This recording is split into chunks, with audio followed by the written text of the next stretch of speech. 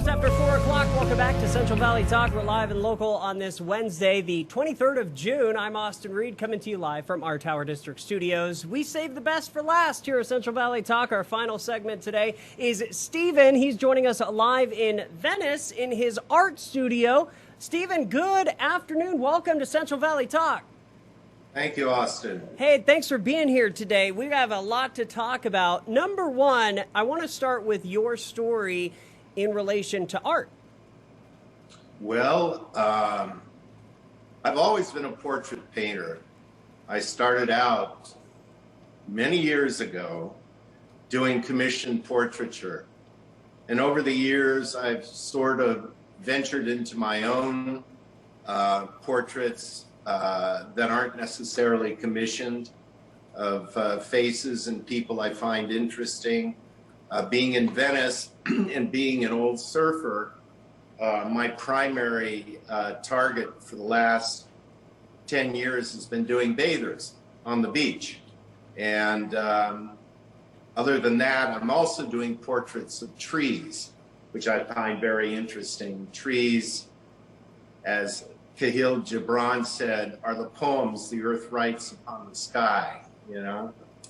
And there's a lot of biomorphic comparisons between trees and bodies, which I find very interesting.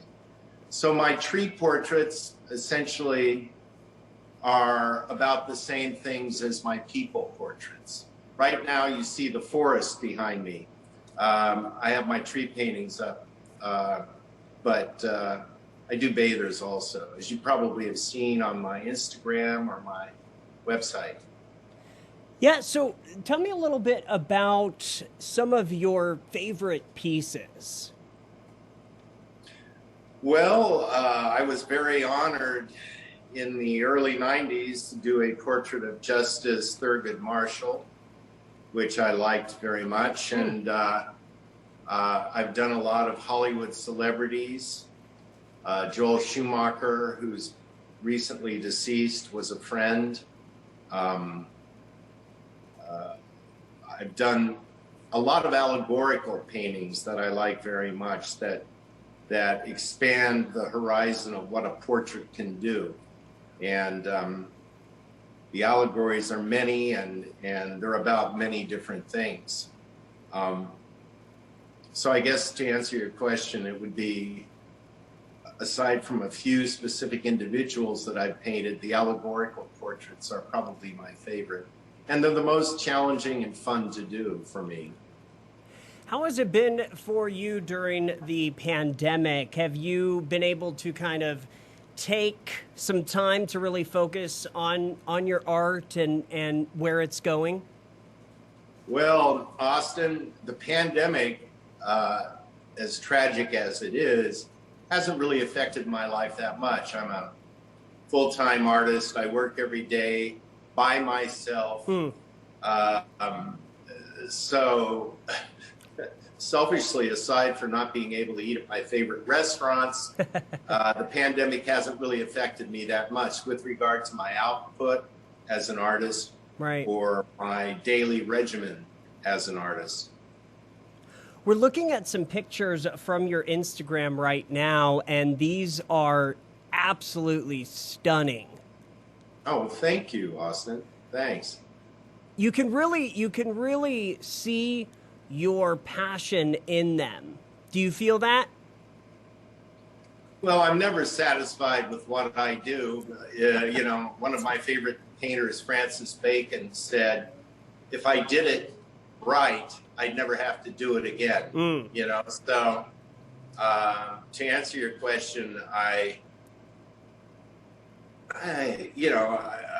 my work is my family. You know, whether I like it or not isn't that important. It's just part of my ongoing attempt to strive and continue to, as Gully Jimson would say, peel the eyes. You know, I'd like to peel the eyes. You know, I want to go back. If my director could go back to that picture of, it was the tree and then the face. Do you know that one I'm talking about? Yeah, I entitled that Roots. Tell us more. Well, visual puns are also something that I apply to some of my work, both for comedic and serious purposes. That painting is both comedic and purposeful with regard to the allegory I'm talking about, and that is, we are part of nature, and I believe in the transcendent, if possible, relationship with nature, and a lot of my paintings deal with that sort of Emersonian view of nature and how we fit into it, how we respect it, how we benefit from it. And we were talking over the phone, correct me if I'm wrong, but some of these pieces are actually on display in Bakersfield. Is that correct? Near us? Well, I love Central California, and I'm glad you brought Bakersfield up. It's one of my most favorite museums. It's a fabulous museum. The curator, Rachel Wainwright, is an unbelievably talented curator. And they own two of my paintings. They own two of my paintings that are on display now. One is a more contemporary portrait of Alberto Giacometti, another artist I admire and respect very much. And the other one is a commissioned portrait I did back in the 90s of a lovely lady dealing with the fact that her children have now left home to go away to school, and she's wondering what her future will be after spending primary purpose of her life was raising her children. So those are the two paintings that Bakersfield owns. Wow, that's so awesome. What a story. Tell me a little bit about how people can purchase your artwork. And then also the second part to that question is, are you available for commissioned work? Well, I'm not doing too much commissioned work right now. I have a very large commission coming up, which in a way I dread because it's going to take years to do. Wow. And I'm going to have to put it aside sometimes to work on my own work. But, when I left portraiture from a commission point of view, I did so feeling that the challenges that lie ahead for me were more directly related to my own personal work. So to answer your question, Austin, I really don't do commission work anymore. Okay. There are wonderful agencies that represent, when I started out as a commissioned portrait artist back in the late 80s, hardly anyone was doing that. The art world looked sort of negatively on portraiture. They considered it atavistic, retrograde. But fortunately now, the schools are beginning to teach technique. And there are a lot of really good young artists out there who are doing portraits now. I lucked out when I was doing it. There weren't that many. The competition wasn't that difficult. And I could travel around the world and talk to famous portrait artists with no problem. Now, I'm sure it's hard to get an interview with them.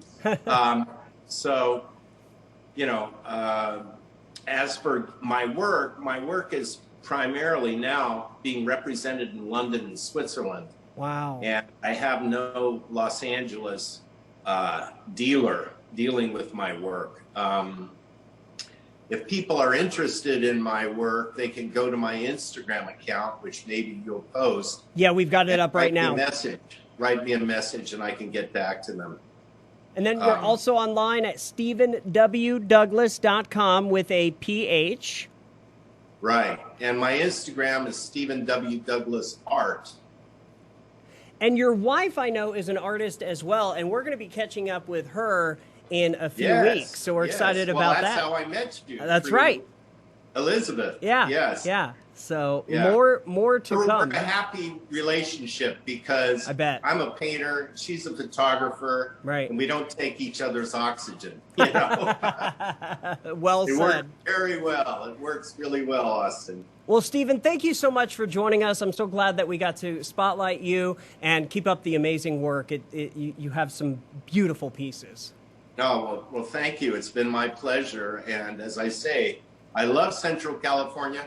I'll add one thing about the great thing about Bakersfield. When you have a show at Bakersfield, the audience is really interested in the art rather than networking, which is often the case in Los Angeles, to see who's important in the room that they can benefit an association with.